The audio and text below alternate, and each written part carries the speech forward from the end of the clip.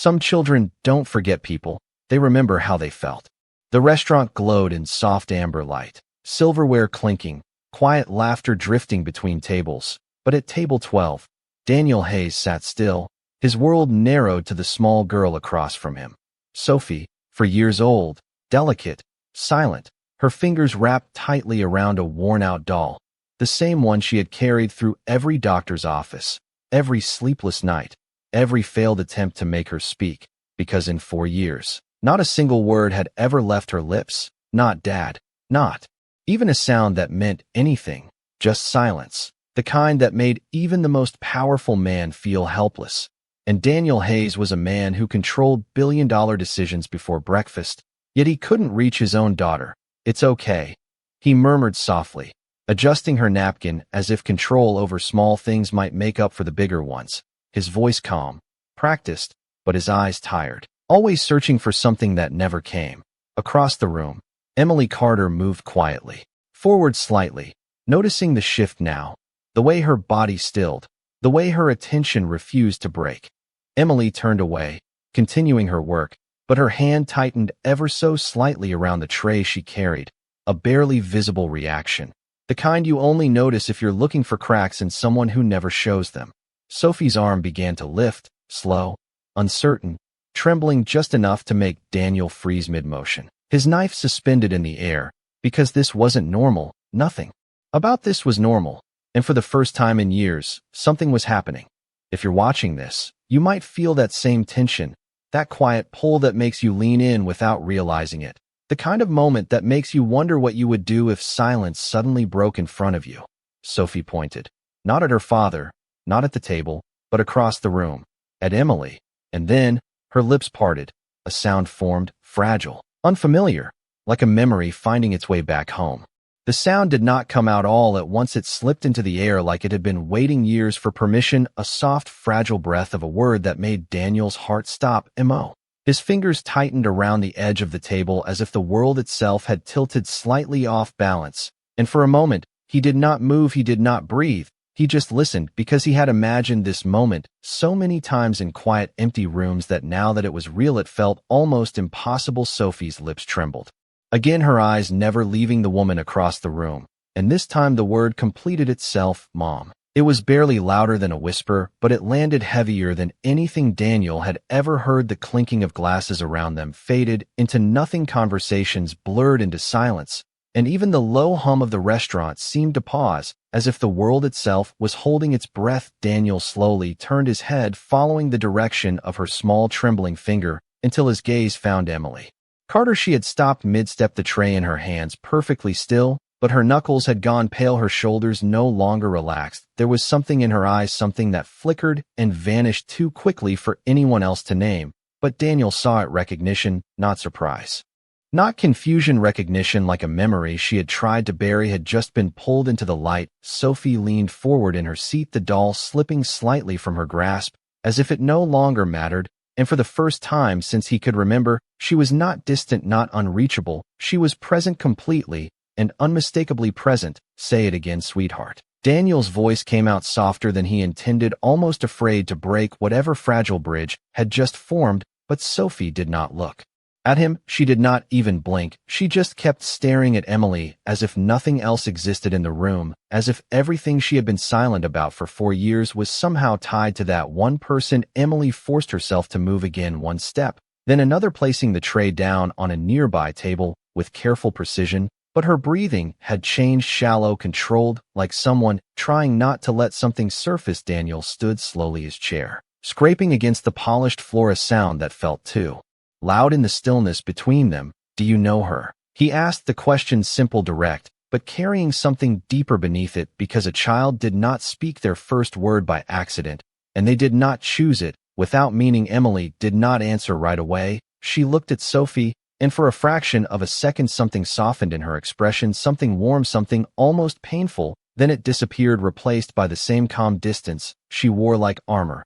"I think she is just confused," she said quietly, but her voice did not fully cooperate. There was a slight break, barely noticeable unless you were listening for it.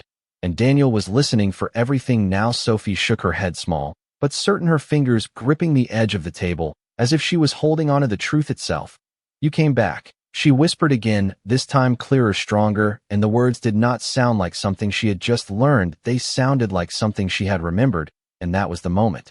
Daniel felt it, the shift, not in the room, not in the situation, but in the story itself, because whatever this was, it was not coincidence, it was not imagination, and it was not over. Daniel did not sit back down, he could not, because something inside him refused to return to normal, as if the last 4 years had been quietly rearranged in the span of a single word. He looked at his daughter again, really looked this time, not as a problem to solve, not as a silence to fix, but as a person trying to tell him something. Sophie's small chest rose and fell quickly, her eyes still locked on Emily with a certainty that did not belong to confusion. Children forgot faces, they forgot names, but they did not invent feelings like this, and Daniel knew that better than anyone, because he had spent thousands of hours and more money than he would ever admit trying to understand what his daughter could not say. Every specialist, every therapist, every quiet room with soft voices and gentle encouragement had ended the same way: silence. But this was not silence anymore, this was something else, something deeper. Emily took a step back, almost instinctively, as if distance could undo what had already happened, but Sophie reacted immediately, her hand lifting again, reaching. This time not pointing, but asking, and the motion was so natural, so familiar, that it made something tighten in Emily's chest, the kind of reaction that does not come from logic, but from memory. Her fingers curled slightly at her side, like she was resisting the urge to respond in the same language. Daniel noticed it, the hesitation, the almost movement, and his voice dropped lower, more careful now. "You are not confused," he said softly, not to Emily, but to his daughter, as if confirming something fragile between them. Sophie shook her head again, stronger this time, her voice still quiet, but no longer uncertain. "You held me," she said, the words slow, spaced out like pieces of something she was still learning how to access. And that was when the air shifted completely, because that was not a word a child learned from cartoons or books, that was a memory. Emily closed her eyes for half a second too long, and when she opened them again, the distance in her expression was thinner now, like a wall beginning to crack. "I think you are remembering something from a long time ago," she said, carefully choosing each word like it mattered too much. Daniel took a step closer, now his attention fully on her, because something about the way she spoke did not match the dismissal in her sentence. It sounded like someone who knew exactly what was being remembered, but did not want to say it out loud. "For years ago," he said quietly, more to himself than to her, but the number hung between them like a key turning in a lock. Sophie's grip on the table loosened just enough for her to slide out of her chair, her small feet touching the floor with a soft sound that seemed louder than it should have been, and before Daniel could stop her, before logic could catch up to instinct, she walked straight toward Emily, not fast, not hesitant, just certain, the way someone walks towards something they already know. Emily did not move this time. She did not step back. She did not turn away. She just stood there watching the child come closer, until Sophie was close enough to reach her hand. And when she did not grab, she did not pull, she simply placed her small fingers against Emily's wrist, and the moment their skin touched, Emily inhaled sharply, not in fear, not in surprise, but in recognition, the kind that bypasses thought and goes straight to something older, deeper. Daniel felt it, then the truth, before it was spoken, before it was explained, because some connections did not need words to be understood, and whatever had happened 4 years ago, it had not ended the way he believed it had. Emily's breath did not steady even after the contact. Her eyes dropped to Sophie's small hand resting lightly against her wrist, as if it belonged there, as if it had always belonged there. And for a moment, she forgot where she was, the restaurant, the noise, the people, none of it mattered. There was only that feeling, something familiar, something she had buried so deeply, she had convinced herself it was gone. "You should not be out here, sweetheart," she said softly, but her voice lacked authority. It sounded more like a memory than a command. Sophie did not move, her fingers curled slightly around Emily's wrist, not gripping, not demanding, just holding, as if she was afraid that if she let go, the person in front of her would disappear again. Daniel stepped closer, now every instinct sharpened, every detail magnified, because this was no longer a coincidence, this was a pattern, and he had built his entire life on recognizing patterns. "What happened 4 years ago?" he asked, his tone calm, but firm, the kind of calm that carried weight. Emily's jaw tightened almost imperceptibly, and she gently eased her wrist free from Sophie's touch, not abruptly, not coldly, but with care, like someone who understood the importance of that contact, but also knew it could not continue. "Not yet." I think you are reading too much into this. She replied, but her eyes did not meet his. They shifted slightly too. The sides searching for something that was not there, an exit, a distraction, anything that could break the moment. Sophie took a small step forward again, closing the distance that Emily had just created. Her voice clearer, now more certain. You sang, she said, and the words landed differently this time, not just a memory, but a detail specific, undeniable. Emily's composure faltered, her shoulders lowering just a fraction, as if the weight of holding everything back had suddenly become heavier. Daniel felt it immediately, the shift from uncertainty to something closer to truth, because children did not fabricate details like that, not at 4 years old, not without something real behind it. Sang, he repeated quietly, his mind already moving, already searching through fragments of a past he had tried to survive rather than understand. Hospital rooms, late nights, machines beeping softly, and a woman who had not made it through, but there had been hours he did not fully remember, moments blurred by exhaustion and grief and fear. Emily finally looked at him then, and this time she did not look away, her eyes steady, but no longer guarded. She would not stop crying, she said simply, and that was it. No explanation, no context, just a sentence that carried more than it revealed. Daniel's breath caught, because something inside him recognized that moment, even if his mind had tried to forget it. Sophie nodded slightly, as if confirming something only she could feel. You held me, she said again, and then, after a pause, softer, almost like a secret, you stayed.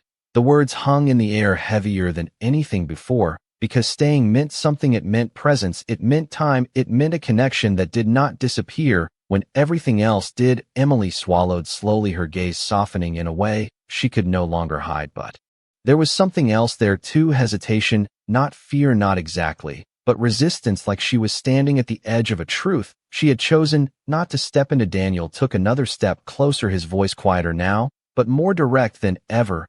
You were there that night, he said, not a question this time, but a realization, and Emily did not answer right away. She did not deny it either, and sometimes silence was louder than anything spoken. Sophie's hand lifted again, reaching not for her wrist this time, but for her fingers, and Emily hesitated just long enough for Daniel to see it, the conflict, the decision, and then slowly, almost reluctantly, she let the child take her hand, and in that small, quiet gesture, everything changed again, because whatever had happened 4 years ago, it was not finished, and now it was beginning to surface. Emily did not pull her hand away this time, and that alone told Daniel more than any explanation could, because people did not allow that kind of contact unless something inside them had already given permission. Sophie's small fingers wrapped fully around hers now, as if completing something unfinished, and the shift in the room was undeniable, not loud, not dramatic, but deep, like something invisible had finally settled into place. Why did you not tell me? Daniel asked quietly, his voice no longer carrying authority, but something else, something closer to vulnerability, and that was rare for a man like him. Emily's gaze dropped to their joined hands for a long second before she answered, because it was not my place, she said, and the simplicity of it made it heavier, not lighter. Daniel frowned slightly, his mind moving back through that night, through the chaos he barely remembered, through the hours that had blurred together after he lost his wife, through the fragments he had chosen not to revisit. You were there, he said again, this time slower, more certain. Emily nodded once, a small movement, but it carried weight. She was not responding to anyone. Emily continued, her voice steady but softer now, as if she was speaking from somewhere far away. The nurses tried everything, the doctors tried everything, but she just kept crying, like she was searching for something she could not find. Sophie's grip tightened slightly at those words, as if she understood them in a way no one else could. And then Daniel said, his voice barely above a breath. Emily hesitated just for a second, the only crack in her composure. And then I picked her up, she said simply. I was not supposed to, but I did. Daniel felt something in his chest shift, something unexpected, because he could picture it now, not clearly, not perfectly, but enough, a quiet moment in the middle of everything where someone had chosen to stay when they did not have to. Emily continued, her eyes no longer avoiding his. She stopped crying almost immediately, like she recognized something I could not explain, and I stayed with her for hours, because every time I tried to put her down she would start again, so I stayed. Sophie's lips parted slightly, her breathing slower, now calmer, like the memory itself was soothing her. Daniel swallowed hard, because that detail, that time, that presence, it was something he had never known, something that had never been in the reports, never mentioned in the follow-ups, never part of The version of events he had built his life around.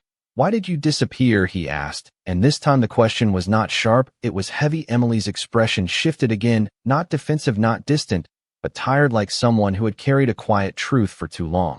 "Because when morning came, everything changed," she said. "Your family arrived, the hospital staff took over, and I was just a nurse who had stepped out of line. It was easier for everyone if I stepped back into place." Daniel shook his head, slightly not in disagreement, but in disbelief at how something so important could have been reduced to something so small. "That is not something you just step away from," he said. Emily's eyes lifted to meet his fully now, and there was something firm in them, something grounded. "It was not mine to keep," she replied, and the words landed with quiet finality. Sophie tugged gently on her hand, drawing both of their attention back to her, and when she spoke again her voice was clearer than it had ever been. "You promised," she said, and the sentence changed everything. Daniel froze completely, his mind struggling to process it, because that was not a remembered feeling, that was a remembered commitment. Emily's breath caught this time, not controlled, not hidden, but real, and for the first time she looked shaken. "What did I promise?" she asked softly, almost afraid of the answer. Sophie looked up at her with complete certainty. "You said you would stay until I was not scared anymore," she said, and the silence that followed was no longer just tension, it was revelation, because that promise had not been fulfilled, it had only been interrupted, and now, for years later, it was being called back into the light. Emily did not answer right away, because some promises do not belong to the present, they belong to a moment that was never meant to return, and yet here it was standing in front of her, asking to be completed. Her fingers tightened slightly around Sophie's hand, not pulling away, not holding tighter, just acknowledging the weight of what had been said. Daniel felt the shift again, but this time it was heavier, because this was no longer about a memory, it was about responsibility. "You stayed with her for hours," he said slowly, trying to piece together something that made sense. "And then you left." Emily shook her head gently, her voice quieter now, but more honest than before. "I did not leave because I wanted to," she said. "I left because I was told to." The words landed differently this time, not defensive, not distant, just factual. Daniel frowned, the pieces not fitting the way they should. "Who told you to leave?" he asked. Emily hesitated again, but this time it was not uncertainty, it was choice, and that made it more complicated.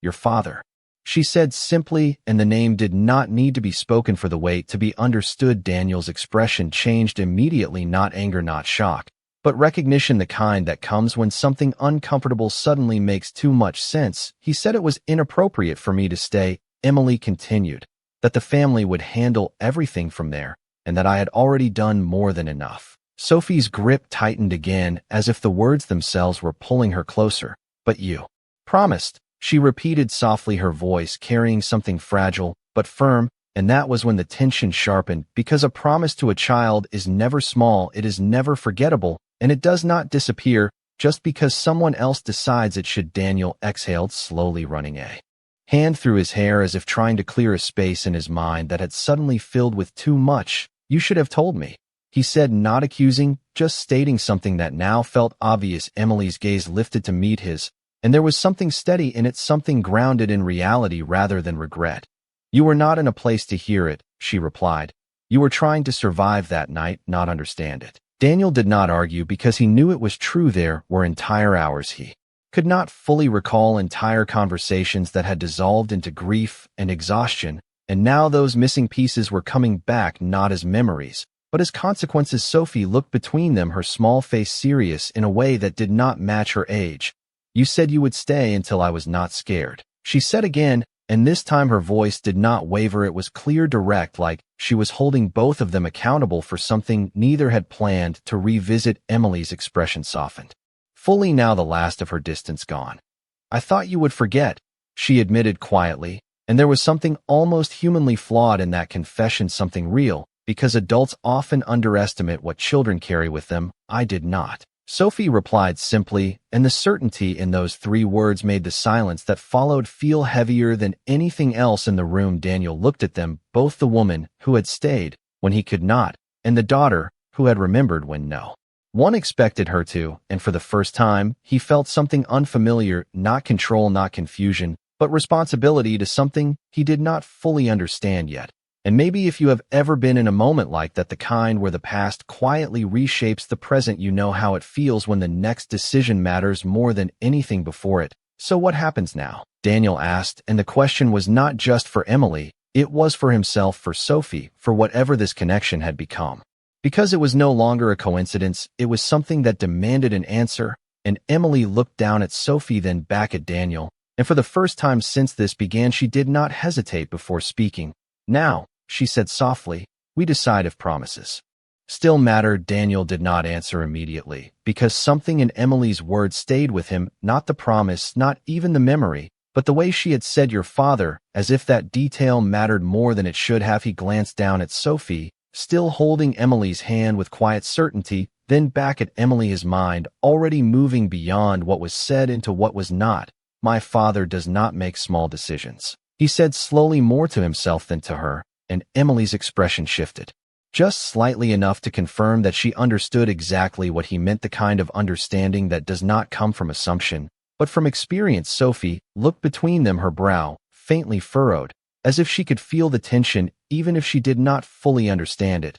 "Why did he not want you to stay?" Daniel asked, this time more direct, and the question did not sound like curiosity anymore. It sounded like the beginning of something. Emily hesitated, and this time the silence stretched longer, not empty, but heavy, like something was being measured carefully before it was allowed to exist. "Because I was not supposed to be there in the first place," she said quietly. Daniel's eyes narrowed slightly, not in suspicion, but in focus, because that answer did not close anything, it opened more.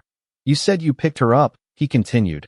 "Why were you even in that room?" Emily's fingers shifted slightly against Sophie's small hand, a subtle movement that betrayed more than her words did. "I was not assigned to your case," she admitted.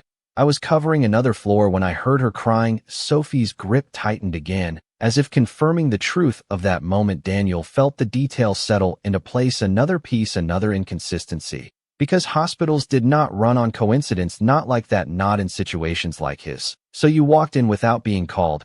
he said. Emily nodded once. "Yes." Daniel exhaled slowly, his thoughts beginning to form a pattern that felt uncomfortable. "And my father happened to notice you were there," he added. Emily's gaze lifted to meet his, and this time there was no hesitation, no distance, just quiet clarity. "He noticed everything," she said, and the way she said it made it clear that this was not admiration, it was something else, something closer to caution. Sophie shifted slightly, her eyes moving to Daniel now, as if sensing the change in him. "Daddy," she said softly, and the word still felt new in the air, but it grounded him immediately. He looked down at her, his expression softening for a moment before returning to Emily.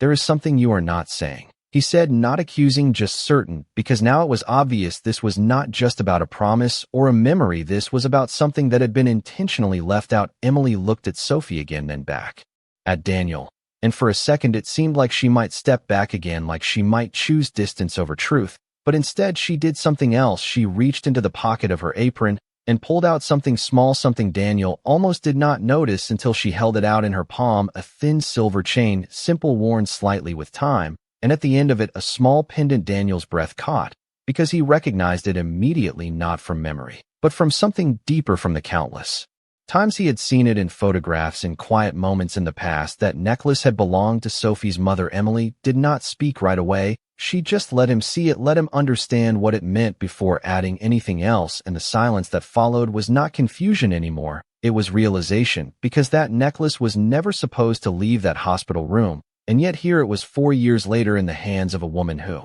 was never supposed to be there at all. And if you were watching this unfold, you might feel the same question forming, the same quiet unease, because some connections are not accidental, and some details are not small, and whatever really happened that night, it was not the story Daniel had been told. Daniel did not reach for the necklace right away, because something about it felt heavier than the metal itself, like it carried a version of the past he had never been allowed to see. His eyes stayed fixed on it, his voice lower now, more controlled than before. "That belonged to my wife," he said, and this time it was not a question. Emily nodded once, her fingers closing slightly around the pendant before opening again, as if she had already decided there was no point hiding anything anymore. "She gave it to me," Emily said, and that was the moment everything shifted, not subtly, not gradually, but completely, because that was impossible. Daniel took a step forward now, the distance between them no longer comfortable, no longer safe. "That is not possible," he said, his tone still calm, but the tension underneath it unmistakable. "She would not have given that to anyone." Emily did not step back, she did not defend herself, she simply met his gaze with quiet certainty. She did. She repeated, and Sophie's small hand tightened between them as if she could feel the weight of what was being said. Daniel's mind moved quickly, now piecing together fragments, memories of that night that he had never questioned because he had not been in a place to question anything. He remembered being pulled away, at one point voices telling him to sign papers, to make decisions, to trust the process, and he had trusted because he had no choice. But now that trust felt different. It felt incomplete. When he asked, and this time his voice carried something sharper, something closer to the truth pressing against the surface. Emily inhaled slowly, her gaze drifting for just a moment, as if she was stepping back into that room 4 years ago. After you left the room, she said, they asked you to step out to discuss treatment options, and you went. Daniel's jaw tightened slightly, because he remembered that moment, the hallway, the quiet voices, the feeling of being outside his own life. She was still conscious then, Emily continued, and the detail landed hard because that was not what he had been told. She asked me to come closer. Emily said, her voice softer now, not distant, but careful, like each word mattered too much to rush. She could barely speak, but she was clear about one thing: she did not want her daughter to grow up surrounded by silence. Sophie's eyes flickered slightly at that word silence, as if something inside her recognized it. Emily looked down at the necklace for a brief second before continuing. She saw me holding Sophie, and she said I was the first person who got her to stop crying. She said I felt safe to her. Daniel's breath slowed, not because he was calm, but because he was trying to process something that did not fit into the story he had lived with for 4 years. So she gave you that, he said quietly. Emily shook her head gently.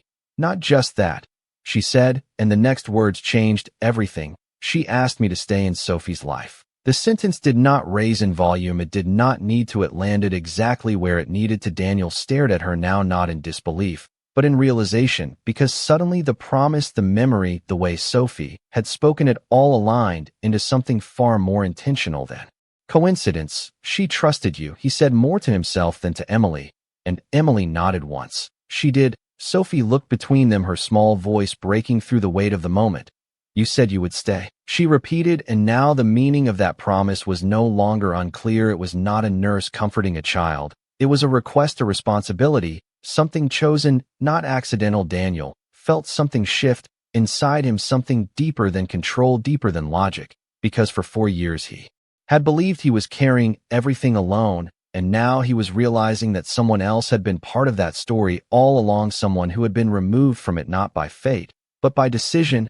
And if you were standing there watching it unfold, you might feel the same thing, that quiet, unsettling question forming. Because if this was true, then everything he thought he knew about that night was incomplete, and maybe even intentionally. So Daniel did not speak for a long moment, because there are truths that do not arrive gently. They settle in, slowly rearranging everything you thought was solid. His eyes moved from the necklace to Emily to Sophie, and then back again, as if trying to understand how all of it had existed without him seeing it. For 4 years he removed you, Daniel said finally, his voice quiet, but no longer uncertain, and this time it was not a question, it was a conclusion. Emily did not confirm it directly. She did not need to. Her silence held the answer clearly enough. He said it would complicate things, she added after a pause, that Sophie needed stability, not another unknown presence in her life. Daniel let out a slow breath, the kind that carries more than air, because for the first time he could see it, not just what happened, but why it had been hidden. His father had not acted out of cruelty. He had acted out of control, out of a belief that he knew what was best. And in doing so, he had erased something that was never meant to be temporary. Sophie shifted slightly, her small hand still wrapped around Emily's, as if she had already made her choice without needing permission. You did not go away, she said softly, looking up at Emily with calm certainty. You just took a long time to come back. Emily's expression broke, then not dramatically, not loudly, but quietly, like something inside her had finally been allowed to exist. She knelt down slowly, bringing herself to Sophie's level, her voice softer than before. I did not think you would remember me, she admitted, and Sophie shook her head gently. I did not remember your face, she said.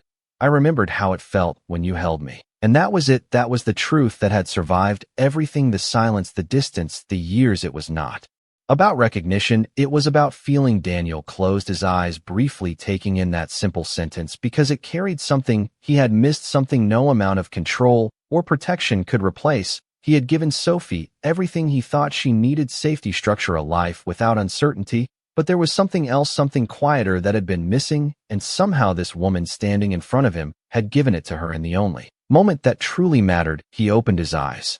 Again, looking at Emily not as a stranger, not as a coincidence, but as someone who had always been part of his daughter's story, even when he did not know it. The promise, he said slowly. You made it to her, but it was never just yours to keep. Emily held his gaze this time, not guarded, not distant, just honest. No, she said. But I never stopped meaning it. The room around them returned slowly, the quiet conversations, the movement, the world continuing, as if nothing had changed, and yet everything had. Daniel nodded once, not as a decision made out of impulse, but as something deeper, something understood. Then maybe it is time we stop deciding what should have happened, he said, and start deciding what happens next. Sophie's face softened into the smallest smile, the kind that does not need to be big to mean everything. Her hand tightened slightly in Emily's, and this time Emily did not hesitate. She did not pull away, she simply stayed, and in that stillness something resolved, not perfectly, not completely, but honestly. And sometimes that is enough, because not every connection begins with time. Some begin with a moment and spend the rest of their lives finding their way back to it. And in the end, what stays is not what we planned, not what we controlled, but what we chose not to let go.